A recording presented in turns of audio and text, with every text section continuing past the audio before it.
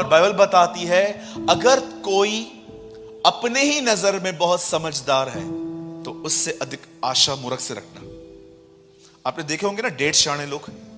कितने लोगों ने देखे 1.5 शाणे? सॉरी, यहां बॉम्बे की लैंग्वेज है ये, क्या बोलते हैं, सयाने, सयाने, सॉरी, हमारे बॉम्बे में 1.5 सयाना बोलते हैं। सयाने लोग देखे हैं आपने? बीवी को मार के यहां की चर्च के अंदर रखे, praise the lord pastor ji, you know, totally गहजी। एक भाई ने मुझे बोला, ब्रदर जो मैं आपको मना करता हूं वही करके दिखाता हूं। मैंने कहा क्योंकि मैं आदम की सच्ची संतान, जो आदम ने किया मैं वही करता हूं। आप जानते हो बहुत सारे जो लोग हैं ना 1.5 सयाने, बोलो 1.5 सयाने। हाँ, बहुत सारी बहनें भी हैं। हाँ, सच कहता हूं, बहुत लोग चर्च में एक्टिंग करते हैं आजकल, बोलो एक्टिंग। हाँ, जय मसीह पास्टर जी। कुछ काम, कोई काम नहीं है, तू सुधर। और कोई काम नहीं है, तू सुधर, बस यही काम बचा हुआ है, हम बन जाएंगे, तू सुधर खाली। मेरे चर्च में एक ब्रदर आते थे, मैं जब भी चर्च में आता स्पीकर उठा के मेरे सामने रखता था। मैं दूसरी बार आया, मैंने उसको वॉच किया, अगेन ही पिक अ स्पीकर। तीसरी बार स्पीकर। मैंने एक दिन पूछा ये मेरे टाइम पे क्यों उठाता है? बोला ब्रदर कितना नम्र व्यक्ति है। नम्र नहीं, पाखंडी है ये तो। जब मैं आता हूं और चर्च में कैमरा लगा हुआ है, वैसे बैठा रहेगा सेठ की तरह, ए जा चाय लेकर आजा। लेकिन जैसे पास्टर आया, पास्टर जी, एक्चुअली इनको पोजीशन चाहिए। ये लोग सोचते हैं कि पास्टर जब देखेगा ना मैं नम्र हूं तो वो मुझे मिनिस्ट्री देके जाएगा। अगर कोई ऐसा यहां बैठा है जो पास्टर से मिनिस्ट्री चाहता है तो मैं आपको एक वचन बताना चाहता हूं आज। घर जाके यूहन्ना 1 अध्याय पढ़ना, वहां जानते क्या लिखा है? एक मनुष्य परमेश्वर की ओर से आया, जॉन द बैप्टिस्ट। याद रखिए, प्रभु भेजना चाहिए। खेत के स्वामी से विनती करो कि वह अपने सेवकों को भेजे। पास्टर मिनिस्ट्री देगा ना, 6 महीने में ले भी लेगा। खुदा देगा ना, कोई नहीं बिठा पाएगा।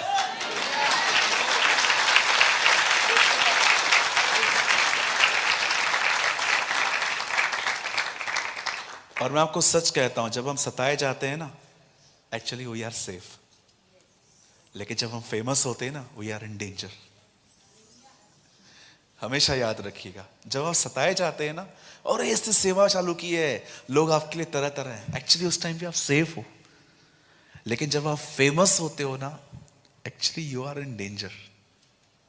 मैंने फेमस होने के ऐसे ऐसे दर्द उठाए हैं, बाप रे। कभी मुझे मौका मिला मैं आपको बताऊंगा कि एक्चुअली जब हम सताए जाते हैं, जब लोग हमारे विरुद्ध में होते हैं, तब एक्चुअली हम सेफ होते हैं। क्योंकि यीशु ने कहा धन्य हो तुम जब धार्मिकता के कारण सताए जाओ। Trust me. मूर्खों की पहचान किस चीज में होती है? बोलिए, बोलने से पहले भी ये सोचते नहीं है।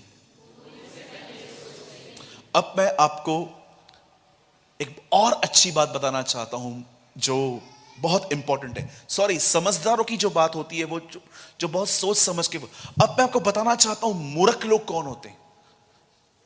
बहुत ध्यान से सुनिएगा। यीशु ने कहा उसके आने से पहले 2 तरह के लोग उसके कलीसिया में होंगे। एक होंगे समझदार, एक होंगे मूर्ख। मैं आपको सबसे पहले बताना चाहता हूं, समझदारी इस चीज में होती है कि हर चीज में रिएक्ट मत कीजिए। हर चीज में बोलना जरूरी नहीं होता। शांत रहना सीखिए। जहां बोलना है वहां बोलिए, और जितना हो सके कम बोलिए। अब मैं आपको बताना चाहता हूं मूर्खता क्या होती है। बोलिए, मूर्खता। बाइबल ऐसा बताती है, एक ऐसा टाइम था, यीशु से कुछ लोग हमेशा लड़ते थे शब्दों से। इस ग्रुप का नाम था फरीसी। मैं आपको बताना चाहता हूं यह ग्रुप कैसे उदय हुआ।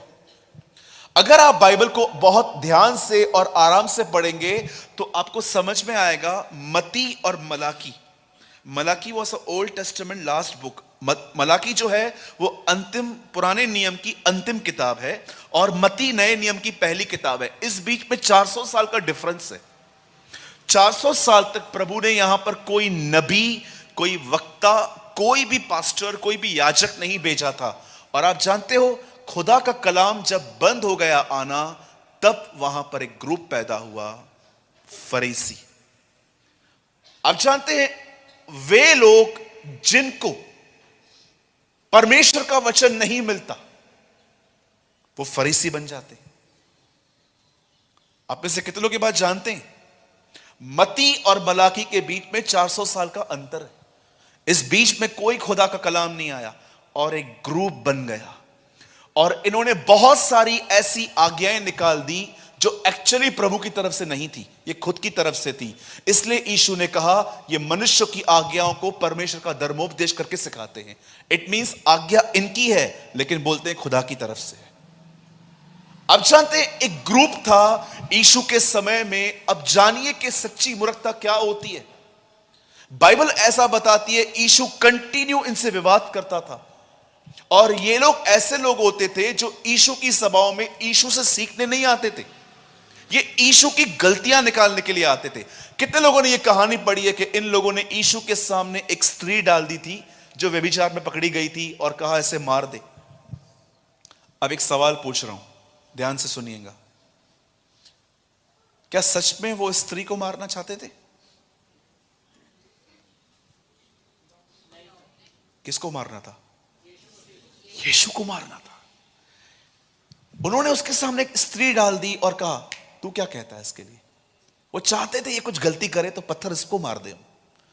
उनका टारगेट एक्चुअली वो लड़की नहीं थी, उनका टारगेट एक्चुअली यीशु था। ये हमेशा उसकी सभाओं में दूरबीन लेके बैठे रहते थे कि देखें क्या गलती कर रहा है। मैं आपको बताना चाहता हूं, listen to me very carefully, कभी भी एक तरफा सुन किसी का न्याय मत कीजिएगा। बोलिए न्याय। मेरे चर्च में एक दिन एक भाई आया किसी और की कंप्लेन लेके, ब्रदर इसने ऐसा किया, इसने ऐसा किया, इसने ऐसा किया, इसने ऐसा किया, आप उससे बात करो, ये वगैरह वगैरह। मैंने कहा मैं आपके सामने उससे बात करूंगा। मैं कॉल करने वाला था, वो मुझे कॉल करने नहीं दे रहा था। मैंने बोला क्यों? आप बोल रहे हो ना उसने ऐसा ऐसा किया है, मैं उसको बुलाता हूं सामने, देखते हैं क्या हुआ है। वो चला गया, फिर यहां से ये आया, कुछ बात ही और थी। कई बार एक तरफा सुन के हम लोगों से दूर हो जाते हैं। हमेशा दूसरे पक्ष की भी सुनिए। ये ऐसे लोग थे जो बाइबल बताती है जजमेंटल माइंड थे, ये लोग न्याय करने वाले। एक लड़का और लड़की अगर यहां से पास हुए, आप उनको जानते भी नहीं हो, फिर भी आप कमेंट पास करते हो, कैसी लड़कियां हैं, देखो कैसे लड़कों के साथ घूम रही है। आपको पता है उसका वो कौन है? कजिन हो सकता है, भाई हो सकता है, मुंह बोला भाई हो सकता है। बाइबल बताती है मनुष्य के मन में जो कुछ पैदा होता है बुराई होता है।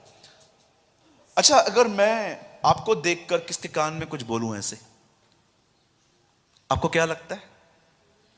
मेरे बारे में कुछ बोल रहा है।